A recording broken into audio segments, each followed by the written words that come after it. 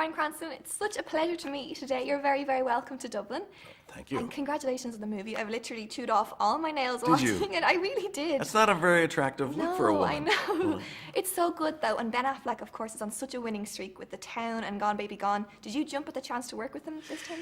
It was that. I mean, it was very flattering when I heard that he wanted to talk to me about this role in Argo.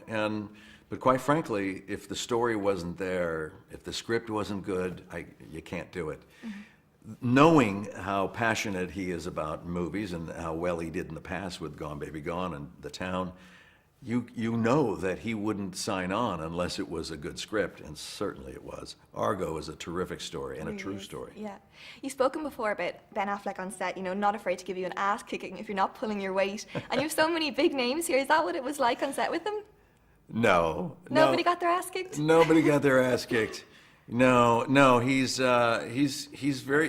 a total command of the set, but he does it in a way that you don't feel that he's domineering or oppressing anybody else. No, in fact, the actors work best when we're comfortable. I think anybody works best when they're comfortable, and being able to take chances in our profession is a good thing.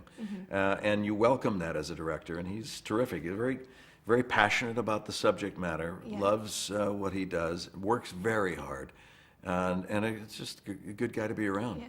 It's such an amazing story. Do you remember much about the time that it actually happened? Actually, I was alive. You weren't even, your parents weren't even alive. And I was a young man. I was in my mid-20s, and I was just starting to understand how politics and what it relates to my life and that sort of thing, becoming more aware. And all we knew is that the Canadian government helped to smuggle out 6 Americans from Iran.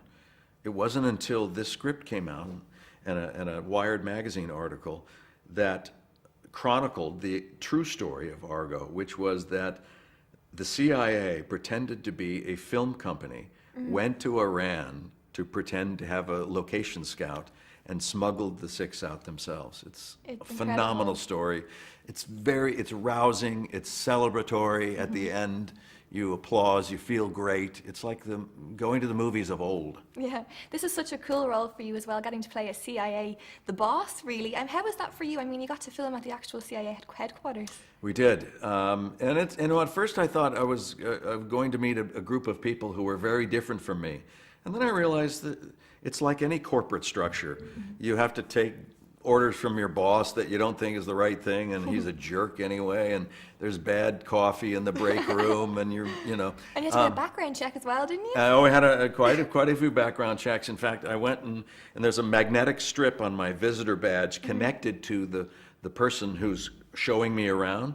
And at one point during the tour, I said, well, I just need to go to the bathroom for a second. He said, I'll go with you. And I said, no, you don't. I'll just go and come back. He goes, no, I need to go with you. Oh my like, God. Oh.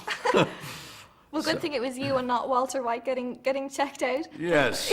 Walter White wouldn't have taken kindly. No, you're most known, of course, at the moment for Breaking Bad, and I know that's going to finish up soon. How do you feel to be leaving that behind? Bittersweet. I'm very proud. I think actors are like athletes in the sense that you'd rather quit too early than too late. And I think we're coming to a close of the natural end of the storyline. And there'll be some sadness when I have to say goodbye to the best role of my life. Yeah. And yet I'll look back with pride and know that we made a good show. Definitely. What do you think it is about Breaking Bad that has resonated so much with people all over the world? Well, I think Walter White is sympathetic initially because he struggles, and a lot of people relate to struggling from paycheck to paycheck, and the healthcare system, not having enough money, a special needs child at home, and then he gets a diagnosis of terminal lung cancer, and he's been dealt a bad hand, and he decides to do something very risky, very hasty, and he's now paying the price for it. Yeah, but you've said also before that anybody has the potential to go down that route, don't they, if they're given the right set of circumstances? I mean, he's not necessarily a bad guy to begin with. That's true. Everybody, including you. Looking at you now, I know that you could become very dangerous. Maybe. How do you feel about people mentioning a Breaking Bad movie? Is that something you'd be interested in? I would be interested in doing a film if anybody is left alive at the end of the series. I don't know what's going to happen, But if it's a legitimate reason to continue the story for another hour and a half or so, then I would say I'd love to. Brilliant. And how do you think Heisenberg would cope if he found himself in an Argo situation? He would use ricin. He would just spread ricin on everybody's cornflakes and take care of people that way.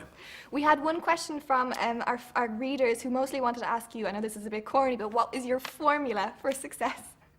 What is my formula for success? The chemistry of success. What I've realized from my background is not unlike a lot of Irish, is that there's no substitute for hard work. I was looking for a shortcut for a long time, and I realized, if I had just spent that time working, there's no shortcut.